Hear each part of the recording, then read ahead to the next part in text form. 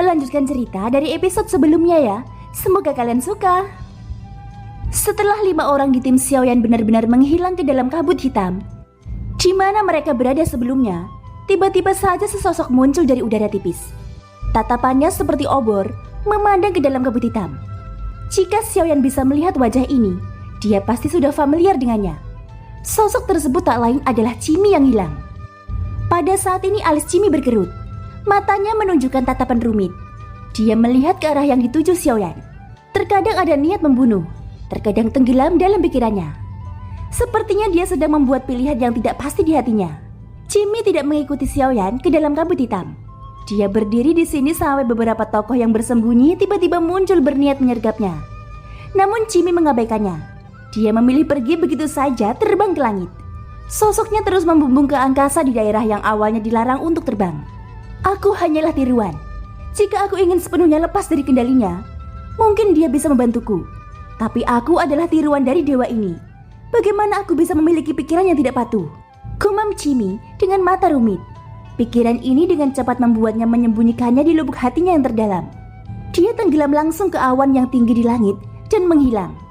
Tak lama setelah Cimi pergi, sesosok muncul lagi ke tempat terakhir Xiaoyan berada. Sosok ini mengenakan gaun putih. Ujung roknya dibelai dengan lembut, seperti bunga teratai putih yang sedang mekar. Jika melihat dari bawah ke atas, seseorang masih bisa melihat lengkungan yang indah di bagian dadanya yang naik turun. Matanya jernih dan cerah seperti air musim gugur. Jari-jarinya yang seputih giok menyentuh dagunya. Ini cukup menarik. Demi ingin tahu siapa dirimu, aku telah mengikutimu di sepanjang jalan. Seperti yang dipikirkan, tampaknya tanda budak pada orang ini palsu. Dan Zonggu ini juga punya beberapa trik. Hanya saja segel budak ini, jika seseorang tidak bisa memeriksanya dari dekat, sangat sulit untuk membedakan apakah itu palsu atau asli. Gumam sosok itu. Wanita yang baru saja muncul ini, Xiaoyan juga mengenalinya. Dia adalah Yuyan, yang mengantar mereka jauh-jauh dari dunia pertemuan iblis ke gerbang kuno.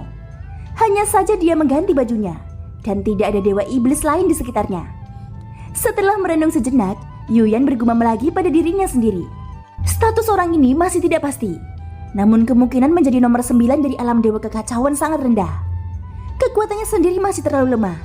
Itu tidak memenuhi persyaratan untuk menjadi tokoh di alam dewa kekacauan. Sejauh yang aku tahu semua orang di sana seharusnya mencapai keabadian dewa. Meskipun kekuatan fisik orang ini sangat kuat dan sepertinya memiliki metode budidaya keabadian fisik, tapi hanya itu saja. Masih tidak masuk akal jika dia nomor 9. Mari lihat selanjutnya. Sekarang mereka memasuki wilayah beracun. Pil Tianling pemecah racun adalah resep pil unik yang hanya ada di alam iblis kuno. Jika dia berasal dari dunia luar, tidak mungkin dia mendapati pil Tianling pemecah racun. Namun jika dia benar-benar memilikinya, maka dapat dipastikan bahwa dia adalah si nomor 9. Ini karena nomor 9 merupakan satu-satunya orang dari dunia luar yang kuberikan resep pil Tianling pemecah racun. Siapa orang ini yang sebenarnya, cepat atau lambat akan terungkap. Gumam Yuyan. Matanya menunjukkan kontemplasi yang mendalam, dan pikirannya dipenuhi dengan rasa penasaran tentang siapa Xiaoyan sebenarnya. Selama masih belum pasti, Yuyan tidak berniat mengambil keputusan apapun. Pada saat ini ketika Yuyan berdiri dan mengamati pegunungan labirin yang dipenuhi kabut hitam di depannya, dia mendengar bisikan dari beberapa sosok yang bersembunyi di balik batu besar. Bos, kali ini yang muncul adalah seorang gadis. Dia sendirian. Mengapa tidak langsung menyergapnya? Ucap salah satu pria dari kelompok yang bersembunyi itu. Mereka sepertinya sering berburu di wilayah ini. Mereka bahkan menyaksikan pertempuran antara klan pembunuh darah dan Xiaoyan sebelumnya. Namun begitu pria itu selesai berbicara, pantatnya ditendang dengan keras oleh orang yang dia panggil bos. Bodoh, kecilkan suaramu. Apakah menurutmu dia wanita biasa dengan bisa datang ke tempat seperti ini sendirian? Wanita ini pasti sangat kuat. Jika kamu tidak ingin mati konyol, lebih baik diam sekarang. Ucap seorang bos dari kelompok ini. Dia melihat sosok Yuyan yang berdiri dengan tenang di kejauhan. Ketika mereka berpikir bahwa Yuyan tidak menyadari keberadaan mereka, tiba-tiba saja sosok cantik itu menoleh ke samping dengan senyum di sudut mulutnya. Melihat ini, kelompok orang yang mengintip di balik batu itu langsung terkejut. Mereka buru-buru menyembunyikan tubuhnya sepenuhnya. Namun Yuyan mengabaikan mereka. Dia tidak mempedulikan orang-orang ini. Setelah mata indahnya sedikit menyipit, sosoknya tiba-tiba menghilang begitu saja. Bahkan tidak ada yang tahu kemana dia pergi. Setiap orang yang melihat pemandangan ini menarik nafas dalam-dalam. Mereka bahkan bisa merasakan aura Yuyan. Hal ini menunjukkan bahwa kekuatan pihak lain sangat kuat. Setelah Yuyan pergi, kelompok orang yang bersembunyi itu akhirnya menghela nafas lega. Sangat kuat, ucap orang yang berbicara lebih dulu, tiba-tiba merasakan jantungnya bergetar. Dia tidak berani mengatakan apa-apa lagi mulai sekarang. Kali ini kita beruntung. Seringkali ada pemburu yang tampil sebagai mangsa. Jangan terkecoh hanya karena dia sendirian. Justru karena dia sendirian, maka kekuatannya yang pasti tak terduga. Ayo pergi, lain kali jangan gegabah untuk mengambil tindakan tanpa perintahku, ucap seorang bos dari kelompok itu. Shen kembali ke tempat di mana kelompok Xiaoyan berada. Dalam kabut gelap, Xiaoyan dan yang lainnya hanya membutuhkan setengah batang dupa untuk memasuki pegunungan labirin. Mereka juga menemui banyak serangan dari binatang buas, tapi untungnya binatang-binatang tersebut tidak berkelompok, dan kekuatannya tidak terlalu kuat dalam hal kekuatan tempur.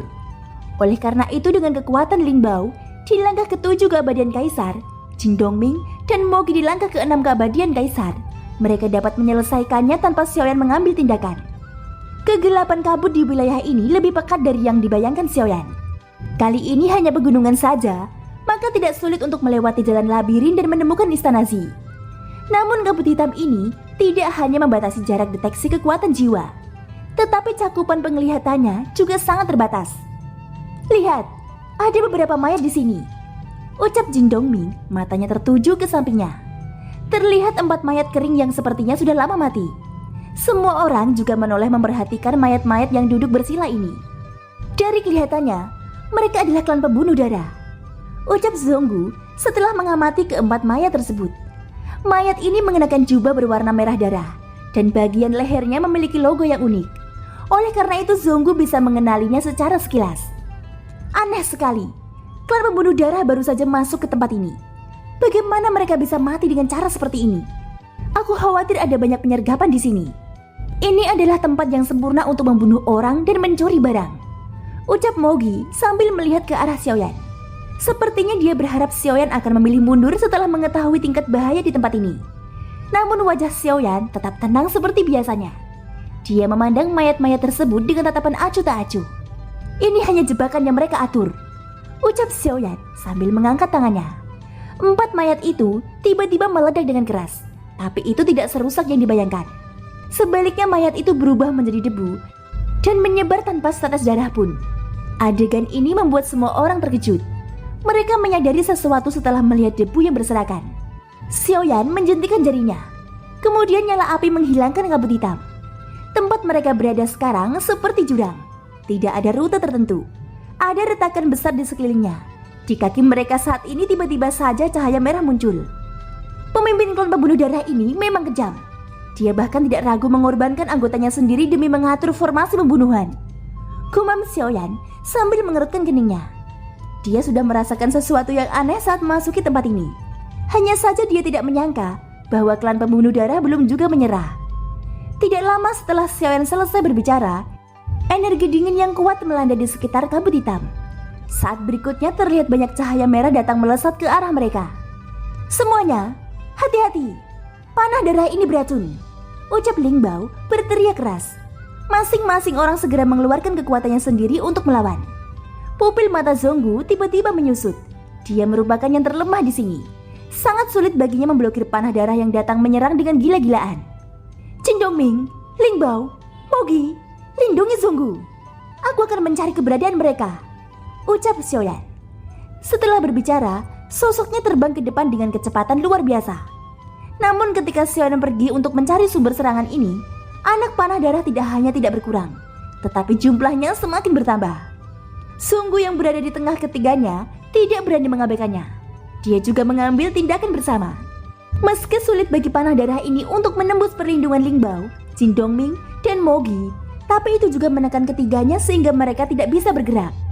Di sisi lain, Xiaoyan sedang melakukan perjalanan sendirian melalui kabut hitam. Faktanya selama Xiaoyan mau melepaskan tahanan roh, dia bisa saja menghancurkan formasi ini secara langsung. Namun Xiaoyan tidak berani melakukan hal tersebut. Itu karena tempat ini masih terlalu aneh. Xiaoyan tidak tahu apakah semua ini sudah dirancang oleh roh dunia iblis kuno. Begitu dia memperhatikan adanya tahanan roh, Xiaoyan tidak tahu apa yang akan terjadi selanjutnya. Selain itu di aula makhluk suci sebelumnya, Xiaoyan menemukan potongan tubuh tahanan roh. Hanya itu yang bisa dikatakan definisi alam iblis kuno untuk mencari tahanan roh. Bencana akan segera terjadi di alam iblis kuno. Mereka harus memanfaatkan setiap kesempatan untuk memperbaiki rusaknya penghalang dunia. Bukan tidak mungkin bahwa mereka sudah membuat banyak rencana. Bahkan keberadaan klan pembunuh darah yang menggunakan formasi berkali-kali juga membuat Xiaoyan ragu. Roh dunia iblis kuno mengetahui identitas Xiaoyan sebagai reinkarnasi Zuzang. Kemudian tahanan roh pernah mengikuti Zuzang. Kemungkinan besar roh dunia juga mengatur ini untuk melihat apakah Xiaoyan benar-benar memiliki tahanan roh atau tidak. Setelah berpikir sampai di sini, Xiaoyan tidak memilih menggunakan tahanan roh untuk menyelesaikan situasi ini. Tempat ini membatasi kekuatan jiwa, maka Xiaoyan hanya bisa melakukan pencarian menyeluruh di sekitarnya. Karena klan pembunuh darah mengatur formasi ini, maka mereka terus terikat untuk mengendalikannya. Jadi sudah pasti bahwa mereka tidak akan terlalu jauh dari sini. Dengan kata lain, mereka pasti bersembunyi di suatu tempat. Saat Xiaoyan berlari kencang, panah darah juga menyerang. Tapi setiap kali Xiaoyan menggunakan langkah jile, dia bisa menghindari panah darah tersebut. Jika bukan karena kabut hitam di sini terlalu menekan kekuatan jiwa, Xiaoyan pasti sudah menemukan tempat persembunyian mereka sejak awal. Sepertinya aku harus memikirkan cara untuk meningkatkan kekuatan jiwaku. Kekuatan jiwa di tingkat domain saja masih tidak cukup dalam hal-hal tertentu. Kumam Xiaoyan. Thank you guys sudah mendengarkan ceritaku di episode kali ini. Ikutin terus kelanjutannya ya. Happy Malming, semoga hari kalian menyenangkan. Sampai jumpa dan bye-bye.